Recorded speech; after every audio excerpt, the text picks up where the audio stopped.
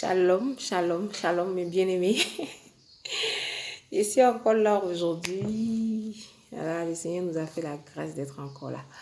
En ce mois de novembre, c'est une grâce, c'est une grâce. En ce 26 novembre, voilà, le Seigneur nous accorde la grâce. Nous sommes encore en vie. Nous voyons le soleil, la lumière du jour.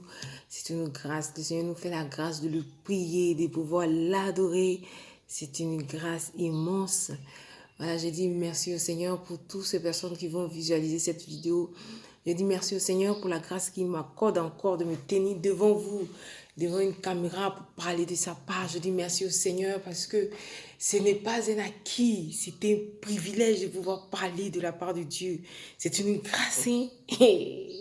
C'est une grâce immense de pouvoir vraiment parler de sa part. Je bénis son saint nom, je glorifie son nom, je bénis le nom de Jésus et je bénis la vie de chacun des personnes qui vont suivre cette vidéo.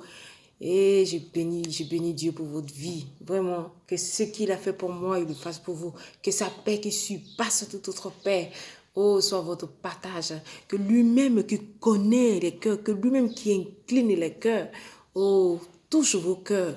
Que toutes les situations que vous traversez en ce moment à cause de cette maladie, que vous trouvez des solutions, des réponses à toutes vos questions dans le nom de Jésus-Christ. Amen. Merci, merci, merci, merci. Je plaide le sang de Jésus encore ce matin. Je plaide le sang de Jésus sur vos vies. Je plaide le sang de Jésus sur la vie de toutes ces personnes qui vont regarder cette vidéo.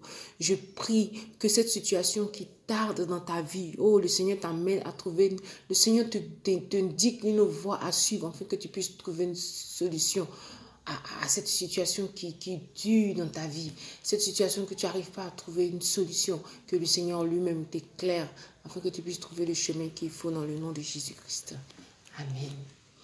Voilà, bien-aimés, ce matin, je vais parler, comme ma prière l'a déjà indiqué, je vais parler des murmures que nous faisons monter vers le Seigneur.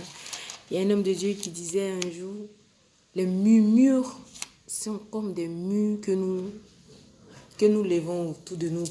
En fait, les murmures, c'est des plaintes. Voilà, c'est des plaintes, mais pas des plaintes positives, en fait. C'est des plaintes, pas des plaintes positives. Donc, l'homme de Dieu qui disait, les murmures sont comme des murs qu'on fait monter autour de nos problèmes, en fait. Donc, au lieu qu'on trouve une solution à nos problèmes en restant à attendre le Seigneur, dans le calme et dans le silence et dans la prière, on murmure. Oh, vraiment, cette situation tarde, j'en ai marre, je suis fatiguée, oh, je ne sais même pas qui va m'aider. Pourtant, pour ceux qui ont donné leur vie à Dieu, je pense qu'ils savent que ce que le Seigneur nous demande, c'est d'attendre dans le silence, quelle que soit la situation qui arrive. Certes, les gens autour vont te dire, ton Dieu, qu'est-ce qu'il fait? On le voit dans la Bible même, où David a dit, les gens disent, ton Dieu, qu'est-ce qu'il fait? Et qu'est-ce qu'il lui répond? Mon Dieu, il est dans les cieux, il fait toutes choses bonnes en son temps. Amen. Donc, je vais parler de murmures. Donc, dans le livre, je vais prendre, voilà, je tire le sujet du jour dans le livre de Nob, que le Seigneur m'a donné la grâce de méditer ce mois-ci. Donc, dans le livre de Nob, au chapitre 11. Oh, pardon. Ça, c'est la fatigue. Désolée. Dans le livre de Nob, chapitre 11, au verset 1. Donc, on voit là, le titre, c'est la colère, le feu de l'Éternel. C'est-à-dire que les enfants d'Israël, le peuple murmurait et cela déplaît aux oreilles de l'Éternel. Lorsque l'Éternel entendit, sa colère s'enflamma. Le feu de l'Éternel s'alluma parmi eux et dévorait l'extrémité du camp. Donc, voilà. Le peuple d'Israël, nous tous ceux qui, même, je veux dire que peut-être que quelqu'un même qui n'est pas qui lit pas la Bible va peut-être connaître l'histoire du peuple d'Israël. Le peuple d'Israël qui était en esclavage en Égypte. Donc, l'Égypte aujourd'hui qui est considérée comme le monde. Donc, quand tu es dans le monde, on dit tu es en Égypte parce qu'ils étaient esclaves. Donc, quand tu es dans le monde, tu es esclave de Satan. Donc, les Égyptiens les maltraitaient, faisaient tous les travaux forcés, les choses, construisaient les pyramides, ils souffraient.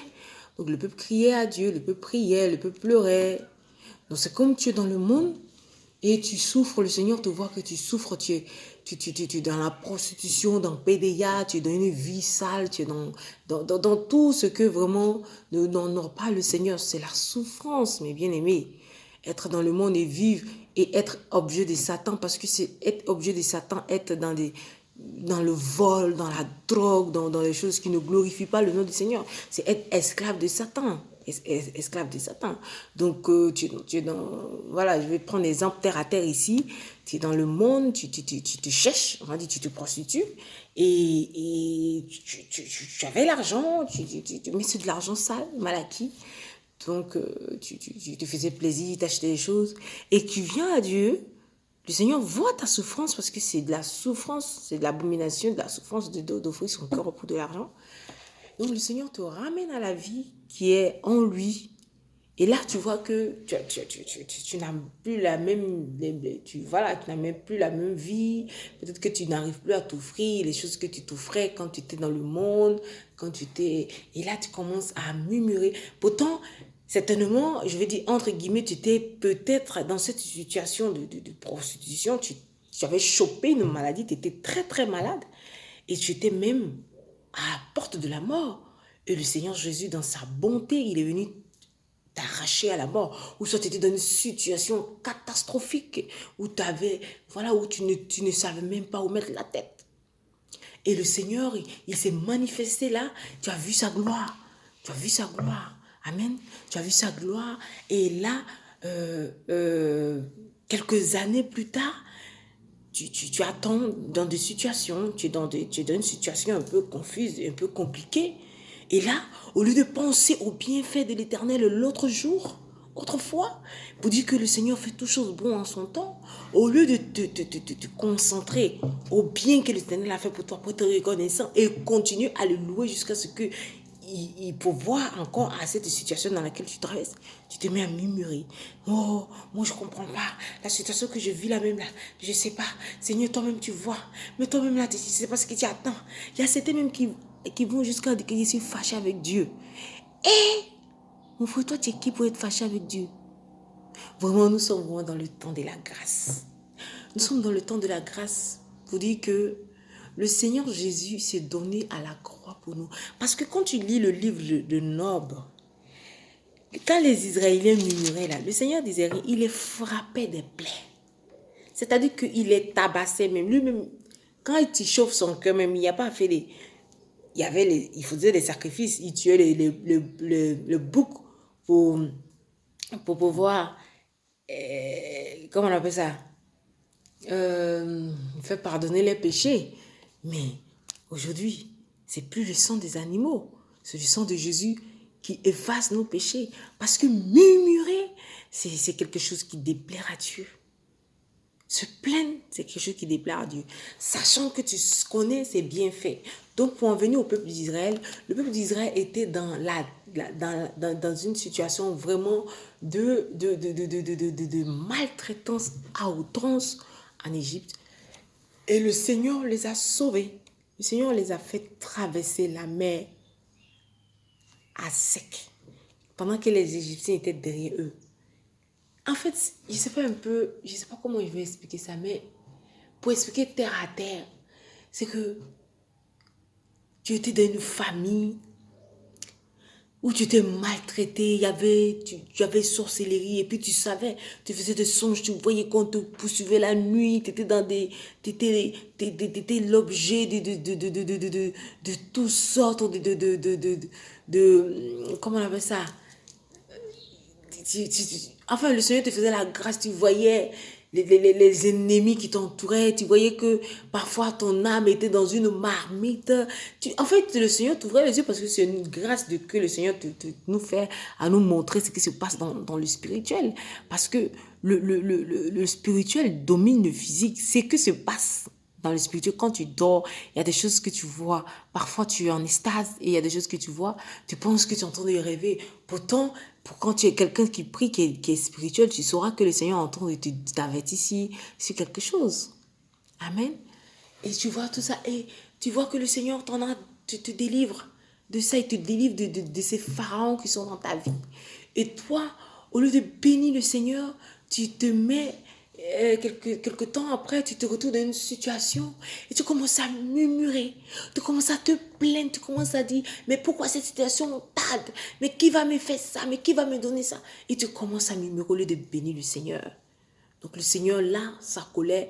En fait, le problème, c'est que quand tu murmures, au lieu de t'asseoir pour ta patience, moi qui parle, je l'ai fait, hein.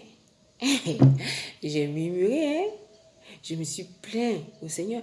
Mais automatiquement, le Saint-Esprit, c'est pourquoi je bénis toujours le Seigneur pour son esprit qu'il met en nous. Parce que quand tu te mets à l'écoute du Saint-Esprit, automatiquement, quand il y a quelque chose qui n'est pas bien, le Saint-Esprit s'attriste. Et là, tu sens que tu viens de faire une gaffe. Et toi-même, ton âme attristé. Et là, tu te mets à pleurer au pied de papa, qui est bon et miséricorde et qui nous pardonne nos péchés. Et il te pardonne. Alléluia.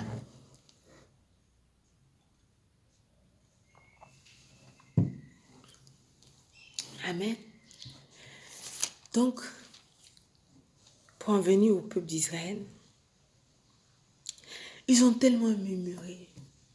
Et qu'est-ce qu'ils étaient en train de dire? On voit cela dans le verset. Et après, au premier verset où ils ont murmuré, que le Seigneur les a frappés, ils ont crié, ils sont allés voir Moïse. Voilà, c'est comme toi aujourd'hui, tu te fais suivre par un homme de Dieu.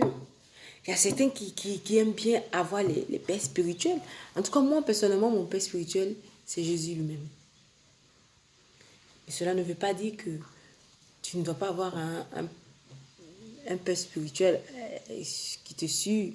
Ça dépend, chacun de nous a été appelé différemment. Chacun de nous a eu son appel différemment. Chacun de nous a rencontré le Seigneur différemment. D'autres, ils ont été convertis par une prédication. Le Seigneur est passé par une prédication pour les convertir.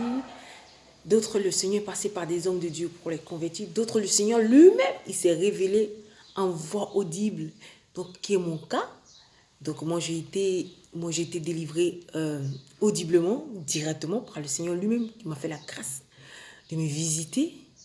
Donc, qui m'a fait entendre sa voix, qui m'a dit, si tu veux, si vous voulez, pardon, ma visitation a été un peu comme pour Saul, donc qui est Paul, qui a entendu le Seigneur lui-même, et automatiquement, il a su que c'était Jésus.